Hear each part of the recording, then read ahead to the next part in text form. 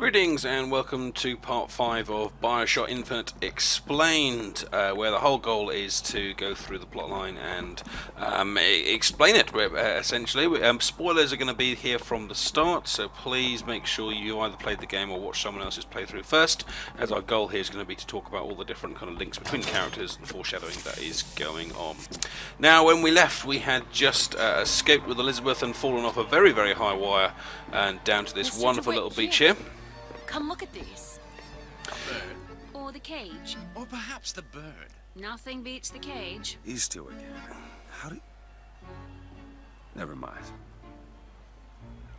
And here we have one of our other potential interesting ideas to do with constants and variables. Now this one here, it was this particular choice here was something I kind of thought very kind of carefully about my first playthrough through. You know, should I pick the bird? Should I pick the cage? Should I pick the bird? Should I pick the cage? I mean, what effect is it going to have on the gameplay? What difference will this make to the outcome? How will this change the future of what's going on in the game? And the answer is... it doesn't. It doesn't make any difference at all what you pick, because although this is a variable in the story, you can pick the cage, we can pick the bird, it doesn't actually make any difference at all. The one on the left. Are you sure? I'm sure. Whereas an action such as Booker either taking his baptism or not taking his baptism makes a huge difference. I'm going to be a sore loser, then I shan't do this again. Oh my god! My God. It has to be. Who else would do such a thing? How could this Are you alright? It was my home.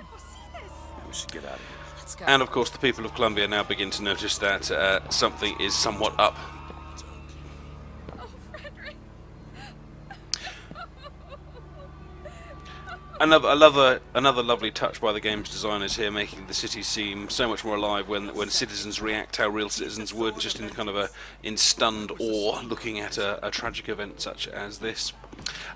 In addition, I just thought I'd mention some of the similarities between the characters in Bioshock and other kind of TV programs and films. And one quite strong one, I think, is Elizabeth AnnaBelle from Beauty and the Beast. She's got a very similar kind of haircut and clothing attire. The hair's tied back in the same way. She's even got that kind of little kind of bang dropping down across the face, the way that Belle does from Beauty and the Beast. So obviously I don't know if one is designed from the other in any particular way, but just as she kind of spins with her hands out as well in some of those earlier sequences is extremely similar. And you've also got those kind of ideas of kind of the innocence of Elizabeth and the innocence of Belle, which is then kind of shattered as the storyline goes on in both plots, really.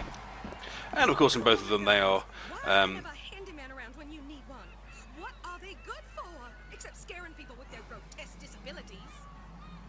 reference to the handyman there, and of course both characters, both Elizabeth and Belle, are pursued by a beast of either a physical kind or a mental kind. Put those arms up now. Fingers apart. Legs apart. Stand still. Now hold steady. I ain't getting through there. I have just the thing. Come on.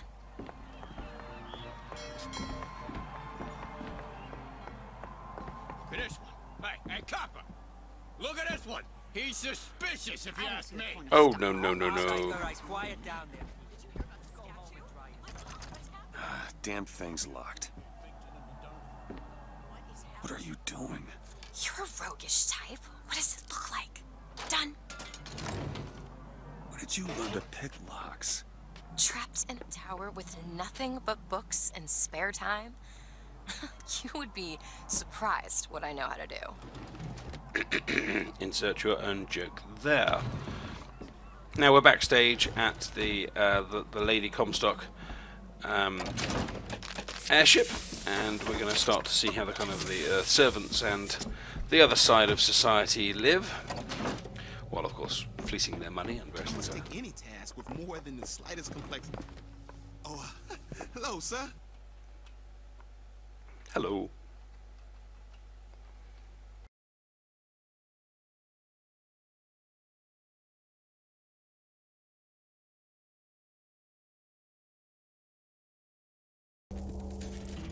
Let's talk a little bit about the character of Daisy Fitzroy. We first hear about it in a Vox phone that we're going to pick up, and obviously we saw it that shush, please. Try asking the that game that we played right at the beginning of the game, but we haven't really kind of heard from herself or kind of heard about any of her backstory. She, of course, is a decreased shield delay. Oh, I like these ones. She is, of course, an immigrant, just like everyone else. She's destined to work in the lower classes and ends up working for Comstock. In fact, Lady Comstock, to be more specific. So let's have a listen to her first audio log. When I first seen Columbia, that sky was the brightest, bluest sky that ever was. Seemed like heaven. Then your eyes adjusted to the light, and you saw that sea of white faces looking hard back at you. Hey, mister. We'd like to help you. Would like to help me? Back at the lottery, without you, we wouldn't have gotten away. That's true. Daisy always said somebody like you would come along. Well, here I am. What have you got for me then, hey? Oh, free ammo. Well, thank you very much. Be on your way. Blessings upon you. So Daisy Fitzroy starts off life as just a servant, like a lot of the other people we've kind of walked past here. But she ends up being the revolutionary leader. Now, some people have criticised the game for the way she ends up. I mean, for the first part of the game, you're kind of conditioned to believe that she's the hero. She's the heroic rebel leader. Of course, she ends up effectively being Comstock Part 2. She's just as brutal, she's just as savage, she's just as uncaring. She's a potential child killer if she can get away with it.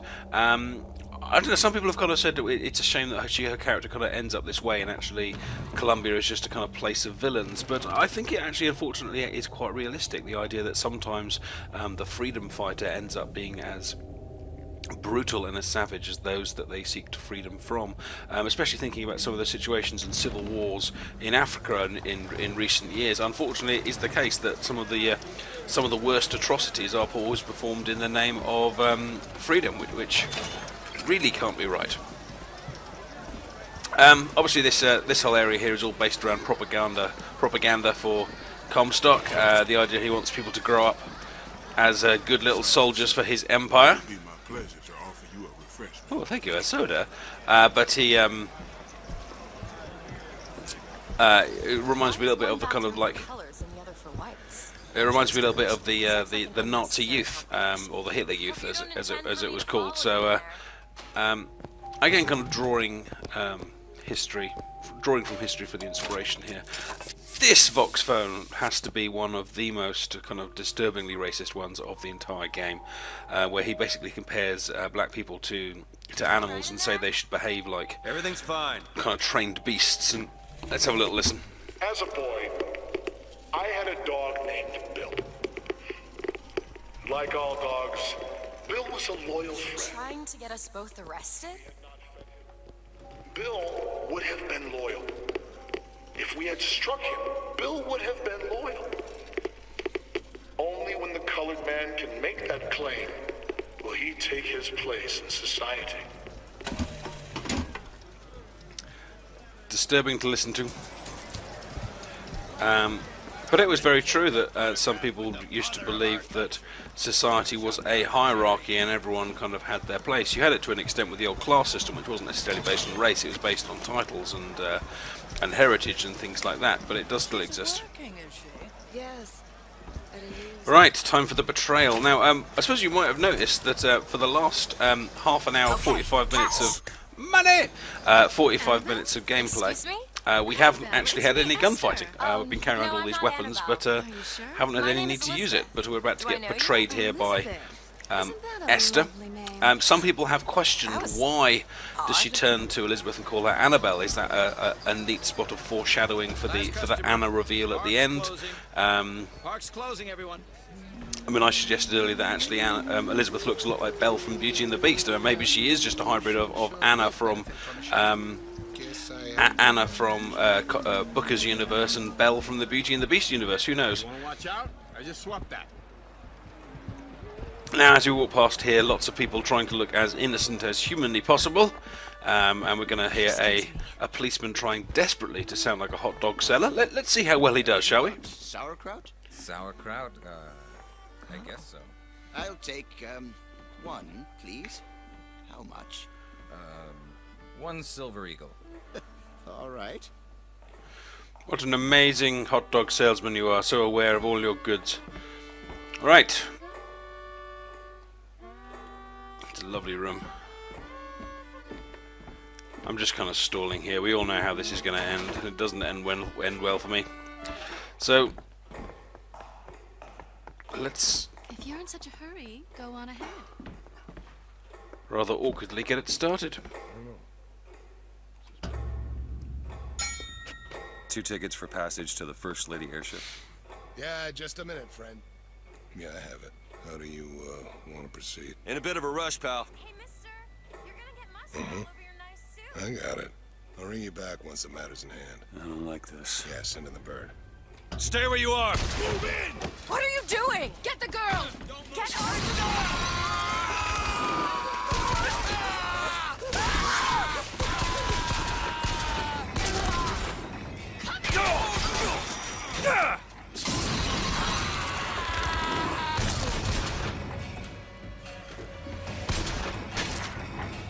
Come on out! We know you're with the boss! Get away from me! Let me out! I want out! Elizabeth! Stay away from me! Oh, a shotgun. Father's guide us!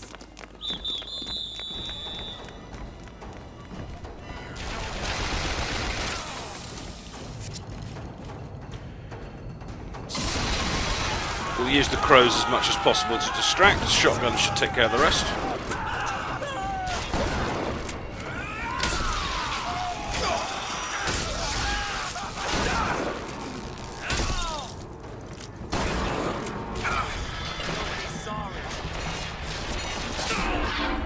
Oh no! Death becomes me! Ah, well that was a bit of a failure. But that gives me a nice opportunity, neatly segueing into this. Now, this is the death scene. Now, there's several questions about the death scene. First of all, did we actually die? Is this just us being unconscious, inventing false memories like the very opening of the game said? Are we just kind of hallucinating a previous existence? Or are we actually dead, and therefore the Lutesses, they need to go back to another multiverse, or maybe earlier in a current multiverse, and get another Booker? Are we now a different Booker than we were before, except this time a Booker who will make a different decision and not be killed the first time round? Now, the game isn't clear whether this is an unconscious scene or whether this is actually an entirely new Booker, but it's interesting to think about. You know, is this an attempt at another variable in the game? And as we open the door, we return back What just happened? to where we were before. Show yourself. Give yourself up. Take cover.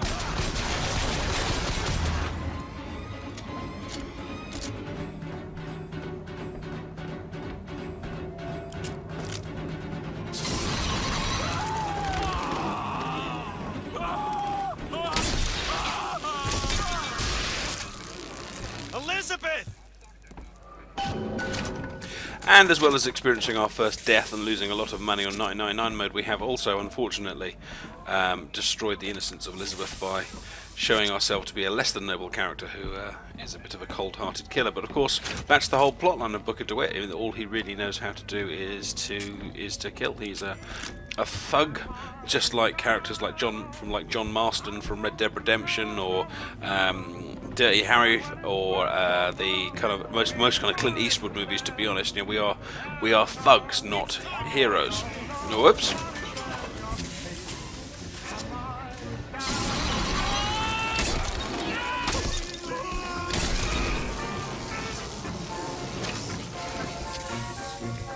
Not sure the jolly music particularly went with that little death scene, but we'll take it. Right, I think we've got a Vox phone here, and let's find out what people have got to say. This is the moment we trained for. The false shepherd is here. The day was not exact, but the prophet's sight proves out again. The specimen must be taken alive. If she dies, I suspect they will give us to the bird, and whatever pieces it leaves behind will bear no names. And with cigarette is insufferable. So Esther was the lady that spoke to us and called Elizabeth AnnaBelle. This is her desk. She is a policewoman. She has been waiting all her life to for that particular moment, and sadly it was rather short and she lost. But it's nice for them to fill in the backstory of even these kind of minor characters to find out their kind of motivations and their kind of role in all of this. Alright, where has she gone? Which way should I go? She's up there, so let's just check down here for any goodies. Oh, in fact, there was an infusion in here, wasn't there? Yes, there is. Let's just check for some money. Money! Please, can I have some money? I think I'm almost full of salts infusion now. That's it. That is full salts. Thanks very much for the Early Bird DLC, or the Industrial Revolution DLC. So we shall be doing lots of spell casting throughout the game, and hopefully that will be our last death, although I strongly, unfortunately, think that it won't be. This scene almost looks kind of like monochrome or black and white, really, doesn't it?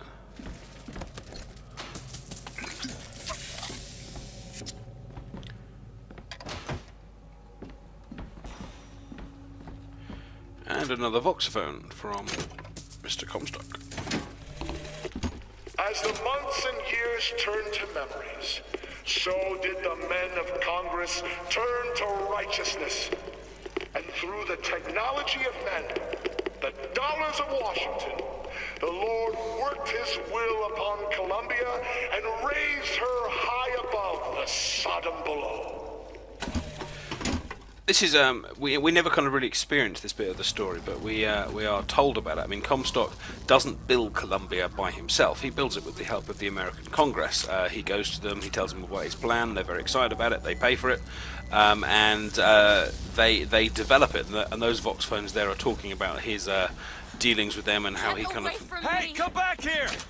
How he kind of persuaded them to get on board with the project. But of course, by watching some of the films later on, you'll see that he eventually abandons them and takes the city away. Most noticeably after, I think it's the Chinese uprising, Columbia rains down fire upon the Chinese uprising. The American Congress doesn't like it, but Comstock isn't having any of it, so he disappears and is now a hidden city, more than just a flying city. Here's a hidden one.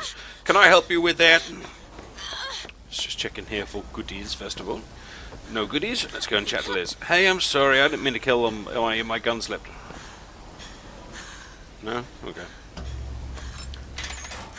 Let's go back to the story. You killed those people. I can't believe you did that. They're all dead. You killed those people. Elizabeth, You're a monster. what did you think was going to happen? Do you understand the expense the people went through to keep you locked up in that tower? You think people like that are just going to let you walk away? You are an investment, and you will not be safe until you are far away from here. What do they want from me? I don't know. One thing I've learned. If you don't draw first, you don't get to draw at all. You're bleeding. Come here. What happened back there? It's not the last of it, is it? I don't know. There. Elizabeth, as I'm sure you would agree, is incredibly well animated. She goes from this kind of like spinning, happy, singing girl to this rather depressed-looking, forlorn-looking figure with her arms folded and very kind of defensive. Although some people have criticised the fact that after this kind of one conversation, she does actually become almost fine with the idea of killing and a little bit too accepting of it, and even to the point that sometimes she rather unrealistically goes from a big bloody fight where people get killed to kind of skipping around and going, "Hey, I can open this door, look at me, easy!" Which perhaps is a little bit too far the other way. But we can see what they've tried to do, and of course it's very hard to kind of keep, or get every single animation and every single voiceover completely in character all the time. So I don't think it is a problem at all, and I think it actually just shows how well it's done the rest of the time. You get a few moments that don't quite fit.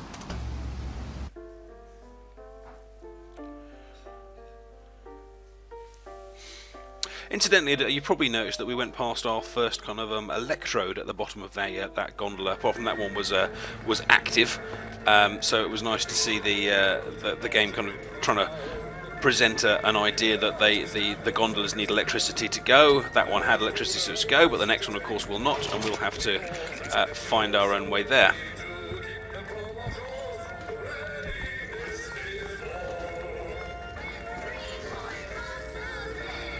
It's a lovely song. Oh.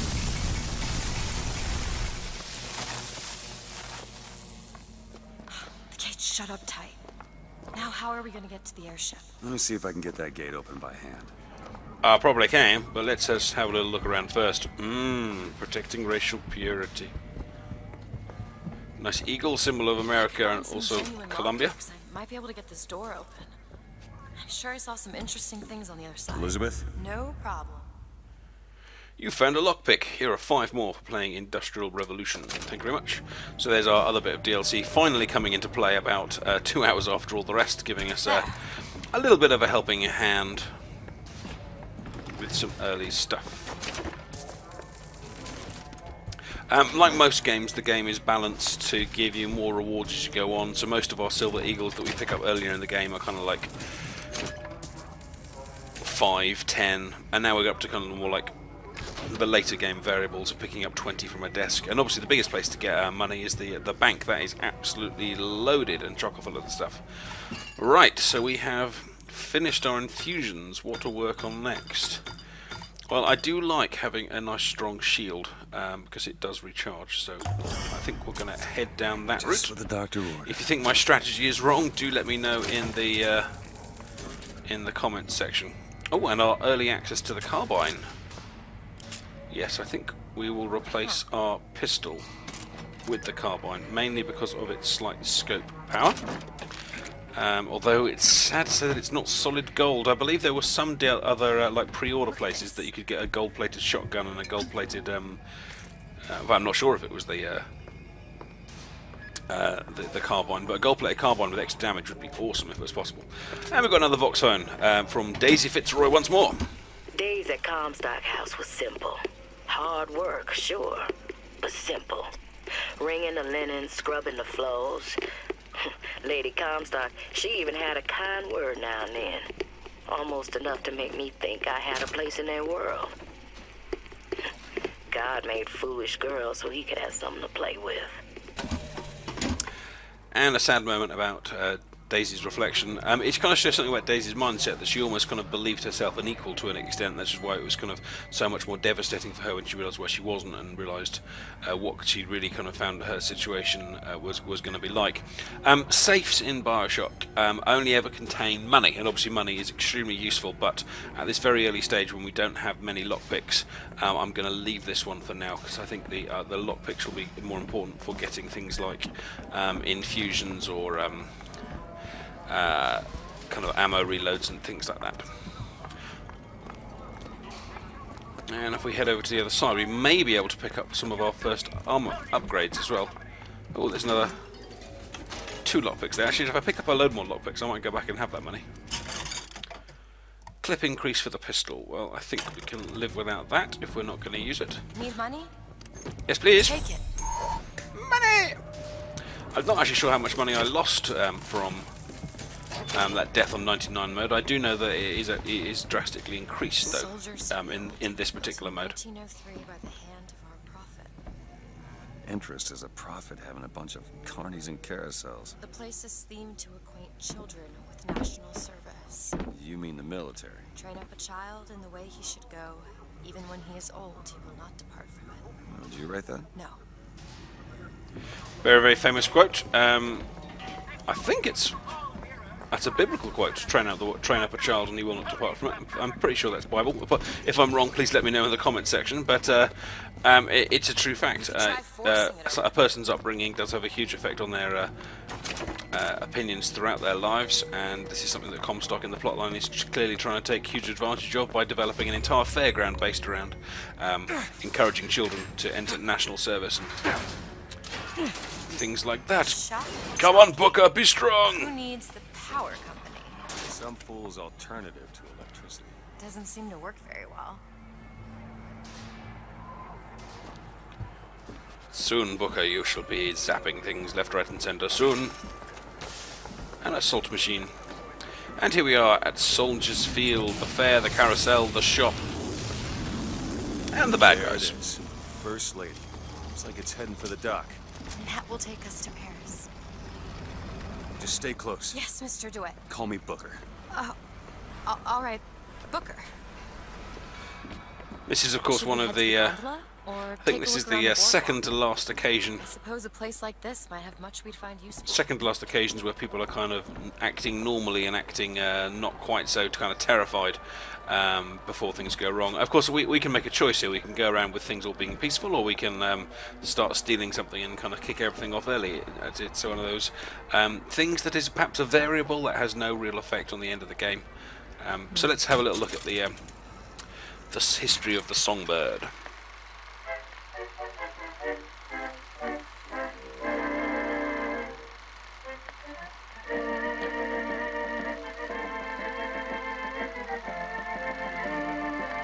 There is a theory going around online. Lots of people have suggested this, that the Songbird is, being a almost like a Big Daddy style figure, is yet another incarnation of Booker. But of course, the Songbird exists purely to protect Elizabeth, and who would want to protect Elizabeth more than a father figure?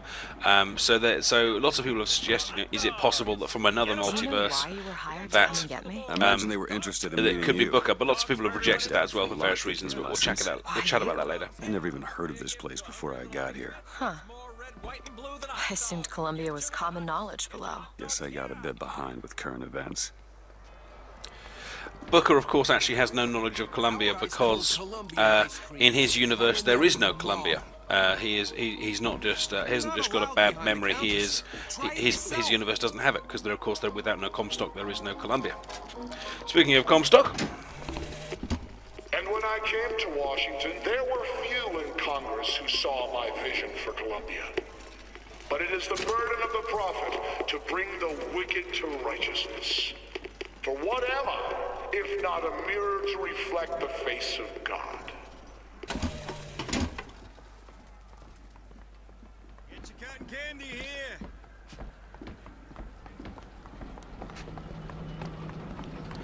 We will have opportunities to explore. What are you, Mr. DeWitt? Some sort of... I'm a independent contractor. Or a thug. Used to work for the Pinkertons and such. That's something you'd want gracing a resume. Pinkertons? Weren't they the ones they'd call in to settle things when the workers took to striking? Settle. Oh, that's a word for it.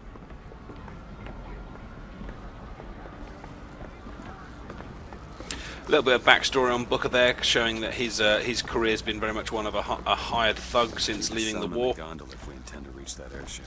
These seem to be the controls that summon her.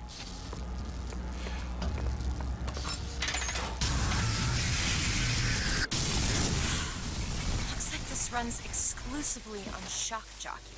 Of course it does. Where in the hell are we gonna find that? Look! Come see the future of power at the Hall of Heroes. And before the next battle commences, as we head back towards the Hall of Heroes, this is probably being a good moment to end Part 5. If you have enjoyed the commentary and the exposition of the plot lines and discussions of the main characters, then please give the video a like and subscribe. And just before I get shot here, I will say goodbye. Thank you very much for watching. Take care, and I will see you soon.